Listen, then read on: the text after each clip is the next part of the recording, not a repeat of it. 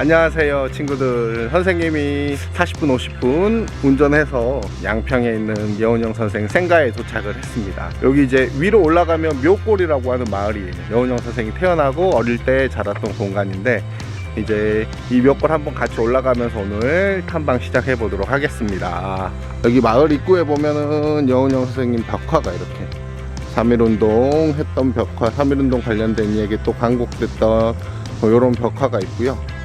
반대편에는 멋있는 여운형 선생님의 벽화가 또 있습니다. 여기 보면 뭐 축구하는 여운형 선생, 태권하는 여운형 선생, 농구하고 씨름하고 야구하고 복싱하고 수영하고 이런 여운형 선생 스포츠맨의 모습을 그려놓은 여운형 선생의 벽화가 있습니다.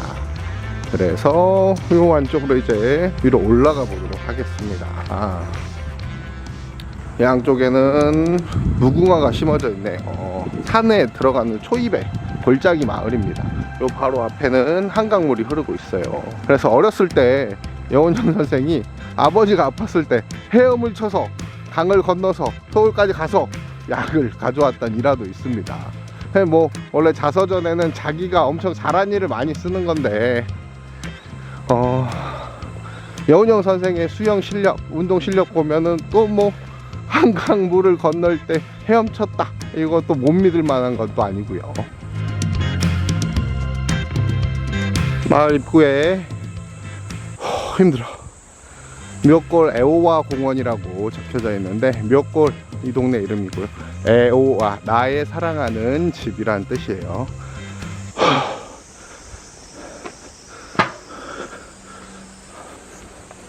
여기 보면은 이렇게 여기 있는 사진은 여운형 선생과 여운형 선생이 만들었던 힘들어. 여기 있는 이 동상은 여운형 선생이 김규식 선생과 함께 만들었던 신한청년당이 프랑스 파리에 있는 파리 강화회의에 참가하려고 했었는데 약간 실패했었죠. 그래서 거기 가서 찍었던 사진을 동상으로 좀 만들어 놨네요. 여기 이제 파리 강화회의 같이 갔던 사람이 누가 있냐면 김규식 선생 가셨고요. 그 다음에 여운형 선생의 동생 여운홍 선생님도 가셨습니다. 그래서 이렇게 여운형 선생 이제 음각 동상도 있고 이제 또 동상도 있습니다. 자, 그래서 이렇게 여운형 선생님 이야기들이 있고, 또 이렇게 또 여운형 선생과 여운형 선생의 동생인 여운홍 선생의 음각 동상이 있습니다. 그리고 여기 앞에 딱 보면은 앞에 이렇게 멋있게 한강이 흐르고 있어요. 여운형 선생님의 동생이었던 여운홍 선생님 같은 경우에는 여운형 선생님이랑 함께 독립운동을 같이 하셨다가 계속해서 독립운동을 하십니다. 그런데 1941년에 임전보국단이라고 하는 단체를 만듭니다. 일본이. 중일 전쟁이 벌어지고 세계 2차 대전 참가하면서 군인이 모자라니까 조선 사람들을 이제 군대에 내보내기 시작하는데, 그때 야 너네 전쟁에 좀 나가라 그래서 전쟁에 참여하는 동료단체였었는데, 여운홍 선생님이 이 임전보국단에 참가하셔서 우리 조선 청년들, 한반도 청년들에게 전쟁에 나가라고 하는 이야기를 하십니다. 그래서 여운홍 선생님은 독립운동을 했는데도 불구하고 1941년에 변절하셔가지고 이 친일인명사전에 등재가 되어 있는 분입니다. 자, 저 형과 아우의 길이 처음에는 같은 길을 걸었다가 나중에는 길이 달라졌죠. 좀 이런 부분은 좀 아쉬운 부분이죠. 자, 요 공원 나와서 다시 올라가 보도록 하겠습니다. 오르막길 너무 힘들어. 이 양쪽에는 바위에 여운형 선생님이 했던 말들을 이렇게 적어 놨어요.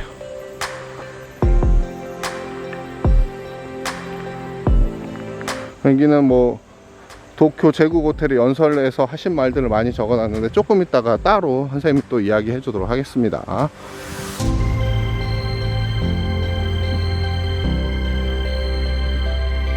여기는 몽양기념관입니다. 여운형 선생님 생가 밑을 바로 기념관으로 만들어 놨어요. 박물관. 자, 박물관 입구에 오면 여운형 선생이 쓰셨던 접이식 책상이 있는데 좀 빛이 반사돼서 잘 안 보이네요. 여기 기념관은 여운형 선생님의 일생을 잘 담아주고 있는데, 그 중에서 굉장히 주목해야 될 것은 바로 도쿄 제국 호텔에서 했었던 연설입니다. 줄인 자는 먹을 것을 찾고 목마른 자는 마실 것을 찾는 것은 자기 생존을 위한 인간 자연의 원리이다. 이것을 막을 자가 있겠는가? 일본인에게 생존권이 있다면 우리 한민족에게도 생존권이 없을 것인가? 한인이 민족적 자각으로 자유와 평등을 요구하는 것은 신이 허락하는 바이다. 여운형 선생은 일제강점기 때 2번 정도의 감옥살이를 하십니다. 1929년에 상하이에서 체포돼서 3년 정도 감옥에 가셨고요. 그 다음에 한반도 안에서 일본은 곧 패망할 것이다 라고 하는 이야기를 하셔가지고 감옥에 가셨습니다. 조선중앙일보 시절에 일단은 했던 일들 중에 하나가 1번은 이순신 장군의 묘역을 정비한 일입니다. 당시에 일제강점기 때 일본하고 사이가 안 좋고 일본과 싸우고 있는 시절인데, 한 300년 전에 임진왜란 때 일본을 물리쳤던 이순신 장군의 묘역을 정비하면서 일본을 이겨낼 수 있다라고 하는 이야기를 가슴속에 심어주고 싶으셨던 것 같아요. 그리고 지난번에 얘기했듯이 이 신문사 시절 때는 우리나라 사람들 운동을 많이 하기 위해서 체육대회를 많이 열었다고 했었습니다. 그래서 조선중앙일보가 돈을 못 버는 거예요. 왜? 이런 체육대회를 너무 많이 여니까 돈이 많이 들어요. 그래서 신문사가 돈은 안 벌고 돈을 계속 쓰기만 해. 돈을 못 벌어서, 얼마나 돈을 못 벌었냐면 신문사 했던 사람들은 거의 대부분 돈을 많이 벌었거든요. 그래서 조선일보 사장은 기타고 까닥까닥, 동아일보 사장은 인력 걸어 꺼덕꺼덕. 근데 중앙일보 여운형은 2발로 뚜벅뚜벅 이렇게 다녔다고 합니다. 그래서 그 세 신문사의 사람을 비교했던 이야기들이 있었어요. 이 책은 현대철봉운동법이라고 하는 서상천이라고 하는 사람이 쓴 책인데, 이 책에서 철봉운동을 하는 모델로 나왔었습니다. 그래서 여운형 선생 같은 경우에는, 야, 나는 너무 감옥 생활해서 나 이도 아프고 허리도 아프고 귀도 좀 안 들리게 되고 그랬었는데 철봉 운동하면서 건강을 되찾았어, 이런 걸 쓰셔서 청년들이 운동을 좀 했으면 하는 마음에서 이 모델에 참여하셨다고 합니다. 여운형 선생 관련된 신문 기사들, 여운형 선생이 돌아가셨을 때 해화동 로타리에서 죽음을 당하셨을 때 실렸던 사진입니다. 그리고 반대편에 애우와라고 하는 여운형 선생의 친필이 있습니다. 즐거운 나의 집, 아까 앞쪽에서 봤었죠. 그리고 여운형 선생의 훈장증이 있습니다. 여운형 선생은 처음에는 건국 훈장 대통령장 받으셨다가 나중에는 최고의 등급 대한민국장까지 받으셨습니다. 자, 그리고 여기에 오면 여운형 선생님이랑 함께 사진을 찍을 수가 있어요. 찐. 이렇게 박물관 위쪽에 난 계단을 따라서 올라가면 여운형 생가가 복원이 되어 있습니다. 여운형 선생님은 양반집이었는데 할아버지가 조금 재산을 동학에 들어가셔가지고 재산을 조금 날리셨어요. 좀 가난한 양반집이었다고 합니다. 힘들어.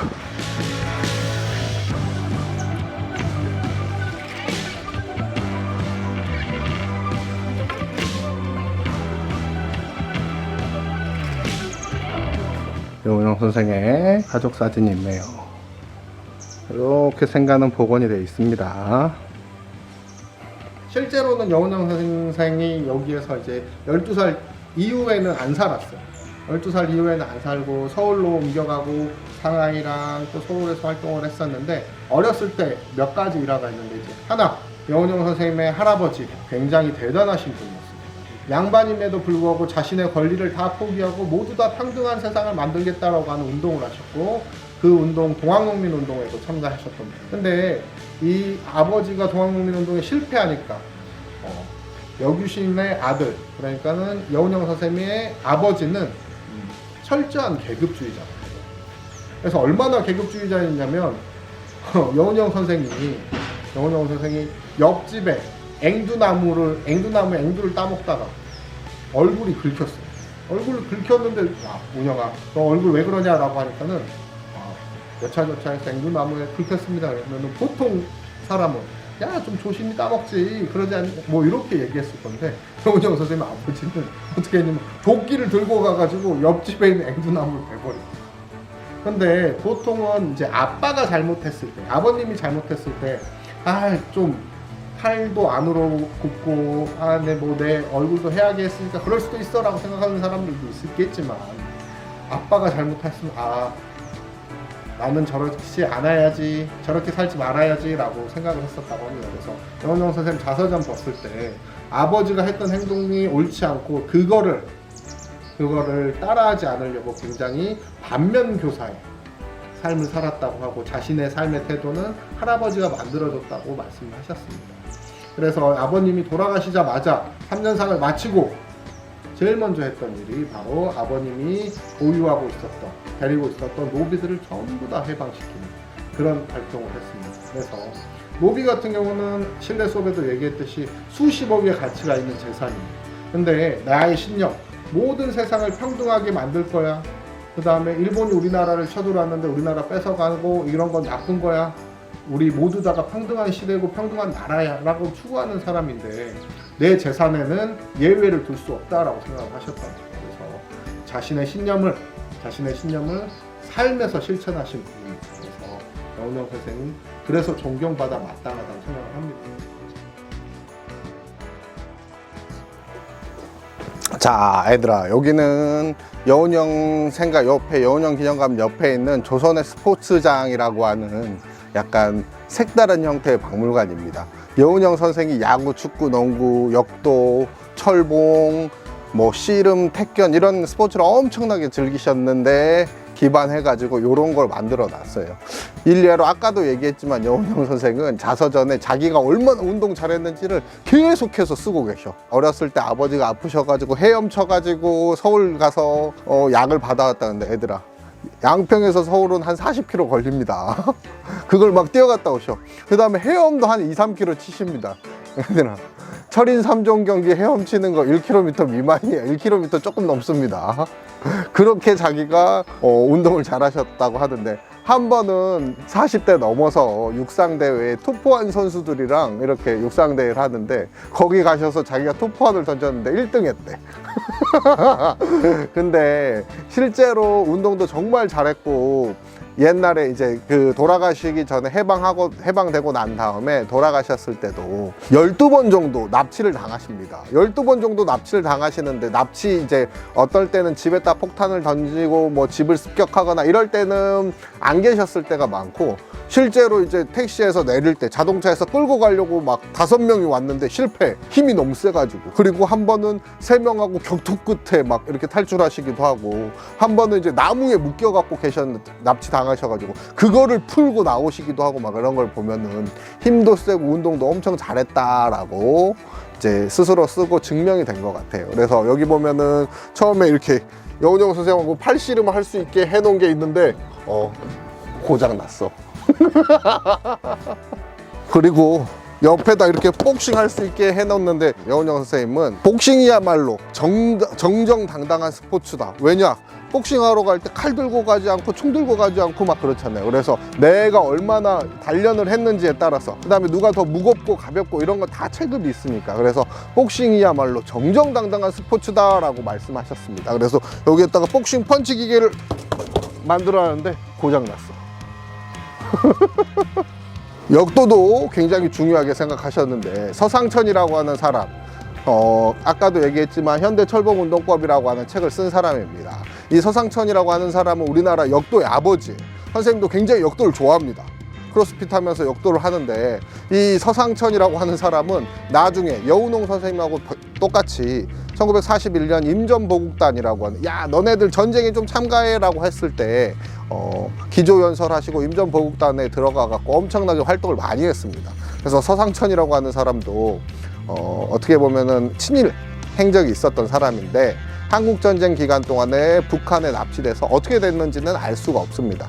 우리나라 역도에서 그래서 이 서상천이라고 하는 사람을 기리면서 서상천 역도 대회를 열고 있는데 이건 좀 다시 생각해 봐야 될 거라고 생각합니다. 그래서 이거를 이렇게 드는 건데 역시 고장났어. 자전거도 이렇게 설치해놨는데 자전거도 고장났어. 보통은 친구들이 오면 함께 오면은 여기 씨름장에서 같이 닭싸움도 하고 씨름도 하고 좀 재밌는 시간을 보낼 수 있을 것 같은데 아쉽게 우리 코로나 때문에 함께 모이지 못해서 조금 아쉽습니다. 자, 오늘 답사 영원정 선생님 답사 여기까지.